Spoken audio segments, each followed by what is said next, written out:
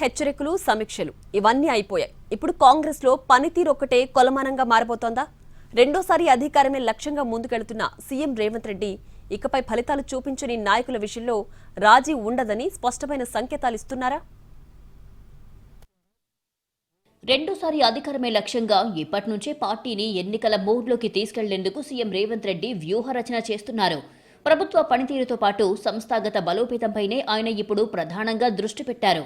అయితే క్షేత్రస్థాయిలో నాయకులు చెబుతున్న దానికే వాస్తవ పరిస్థితులకు మధ్య తేడా ఉందన్న ఫీడ్బ్యాక్ సీఎం వరకు చేరినట్లు తెలుస్తోంది.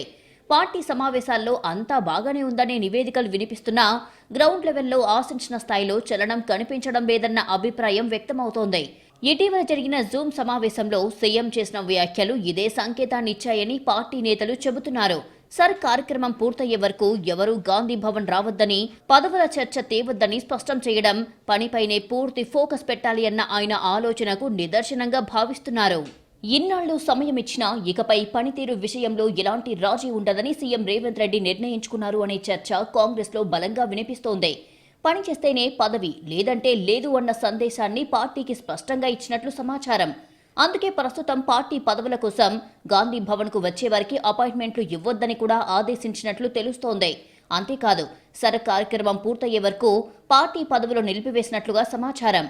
ఇదే సమయంలో నియోజకవర్గాల వారీగా పార్టీ పనితీరుపై ఇంటెలిజెన్స్ ద్వారా ప్రత్యేక నివేదిక తెప్పించినట్లు పార్టీ వర్గాలు చెబుతున్నాయి. ప్రస్తుతం బాధ్యతల్లో ఉన్న నాయకులు, అలాగే పదవులు ఆశిస్తున్న రెండో వరుస నాయకుల పనితీరును ఆ నివేదికల్లో విశ్లేషించినట్లు సమాచారం.